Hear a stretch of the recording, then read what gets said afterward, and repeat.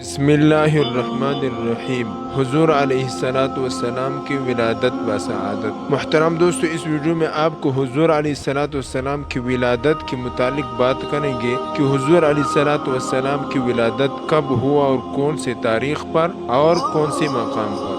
تو محترم دوستو، چلتے ہیں واقعے کی طرف، لیکن اس سے پہلے تم سے درخواست یہ ہے کہ ہمارے چینل کو سبسکرائب کر لو اور ویڈیو کو لائک اور شیئر کر دو۔ محترم دوستو، سید والد آدم محمد مصطفیٰ احمد مجتبیٰ صلی اللہ علیہ وسلم کی ولادت بسعادت واقعہ اصحاب الفیل کی 50 یا 55 روز بعد بتاریخ 8 ربیع الاول پیر کے دن یوم دوشنبہ مطابق ماہ اپریل 570 عیسوی مکہ مکرمہ میں صبح صادق کے وقت ابو طالب کے مکان میں پیدا ہوئی۔ ولادت بسعادت کی تاریخ میں مشہور قول تو یہ ہے کہ حضور پرنور صلی اللہ علیہ وسلم 12 ربیع الاول کو پیدا ہوئے، لیکن جمہور محدثین اور مورخین کے نزدیک راجح اور مختار قول یہ ہے کہ حضور علیہ السلام 8 ربیع الاول کو پیدا ہوئے۔ عبداللہ بن عباس اور جبیر بن مطعم رضی اللہ